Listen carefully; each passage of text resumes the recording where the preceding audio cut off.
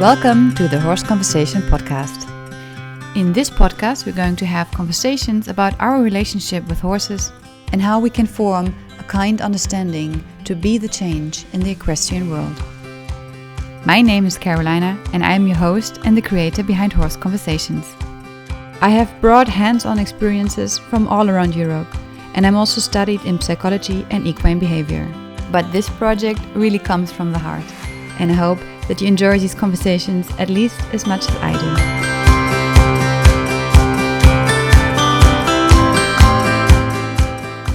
do. Welcome back to the third episode from the Horse Conversation Podcast. In this episode, we are going to talk about desensitization. And with that, there comes a lot of explanation, and I will be using some more scientific words to really explain to you what this means and what is happening when we try and use this in horse training. So in horse training, we use desensitization, or you might know it as de-spooking, as a training method to get the horse used to certain triggers, mostly in the environment, to make them more safe. So we want to have a horse that does not react or reacts not that much to possible scary triggers like plastic bags, flags, sounds, or whatever. This kind of training you see quite often in the Western world, where horses are in a de-spooking setting and plastic bags are tied to them, or plastic tarps are on the ground, or whatever. And in the recent years, we have seen the topic coming up in the English world as well. So we have some de-spooking clinics or workshops every now and then, where people want to expose their horses to the triggers we can encounter in the outside world, and then we train how we react and how the horses react to these triggers. Unfortunately, there are some misconceptions and missing knowledge in this kind of training, and this results sometimes in the opposite behavior we wanted to see. So the horse is getting more sensitive to the triggers and more afraid, or we have a horse that goes into complete shutdown and won't react at all. What happens with these kinds of trainings is what we call habituation or sensitization. And this happens like almost all of the time. So it's not something we can actively choose. We can actively choose to work with that and use this to our advantage. But this will also take place without our knowledge, without our intent. And it will also work without our interference or with an unconscious interference, and this can also be a disadvantage in some cases. So whatever the reaction of your horse towards a saddle, a rider, a fly spray, a blanket, you either have habituated it or you sensitized it. So you have a horse that either accepts it or a horse that reacts really heavily on it, like spooking from the fly spray.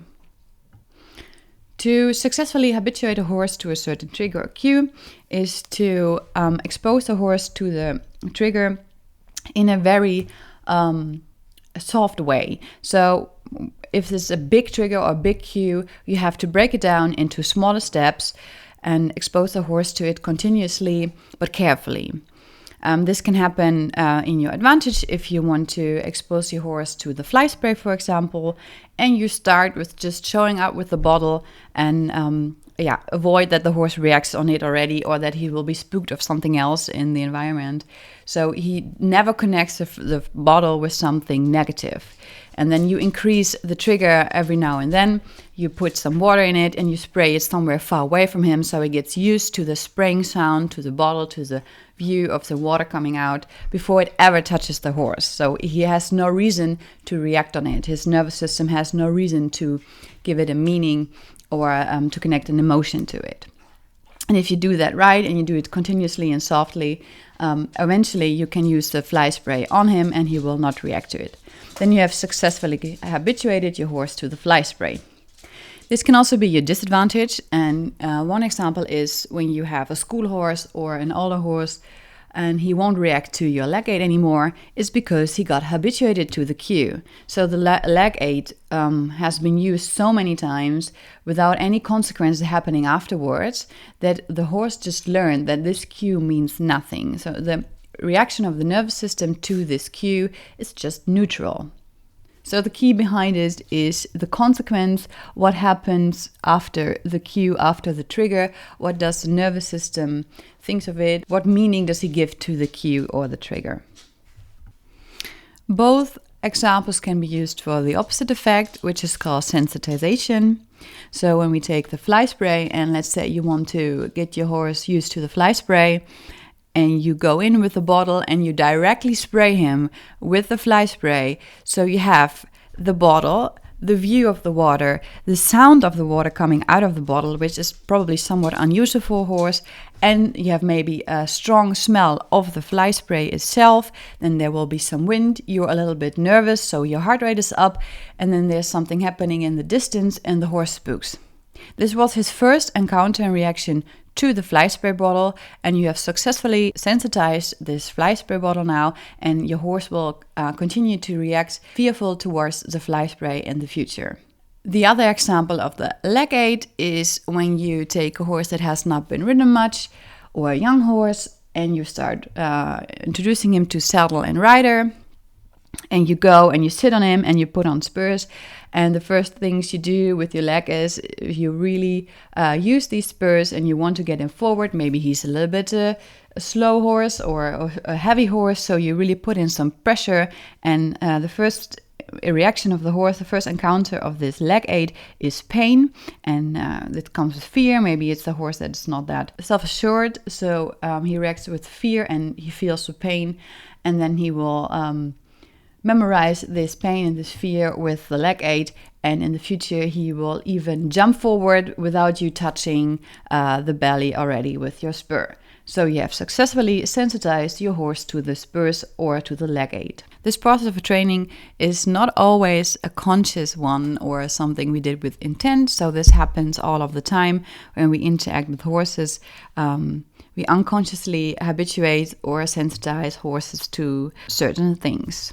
And what happens in de-spooking training sometimes is when you go beyond the threshold, so when you really use a trigger like the fly spray or plastic tarp, and you put it in without any preparation time for the horse to get used to it. So you really skip the habituation part and you go to sensitization. So the horse gets afraid and he reacts heavily on it. And then you go even further. So you don't stop the training. You continue to expose the horse to the triggers.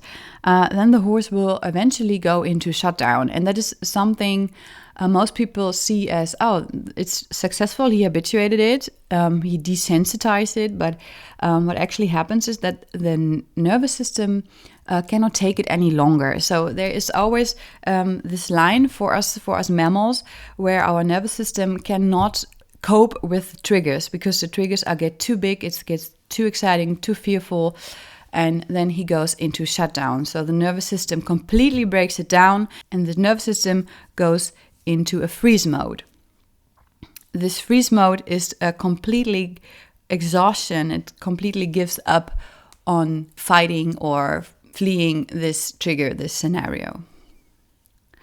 And although you won't see anything on the outside for the horse and you might think, oh, it's calm and this is what I want and I have been successful, inside the horse, he will feel terrible. It is a huge strain on his mental state and eventually on his physical state too. So all we know in 2023 is that brain and body are really connected. And if we bring the nervous system to this point, and it's really stressed, we all know stress has a negative impact on the body. And if you want your horse to be healthy and happy in the long run, I think it's really important that we learn about habituation and sensitization and how we can actively use this in a healthy way in a training setting. There are some more nuances to this training and some more techniques we can use. And one is desensitization, where we desensitize something that has been sensitized before. And we can also call this counter conditioning, where we actively try to change the reaction of the nervous system to a certain trigger. And this is similar to habituation. So an experienced trainer that knows about the psychology will use counter-conditioning to get a horse used to something he earlier had a negative association with. This can be everything from saddle pain and back pain for saddling to getting used to the fly spray or being blanketed or being ridden. And if you have any questions or examples you want to share about despooking or a sensitization of your horse, feel free to share. You can comment here, you can comment on YouTube, you can write me on Instagram. I'll be happy to get in touch. And if you like this podcast, you may want to leave a review for me and give me some stars. And I hope this episode was quite informational for you.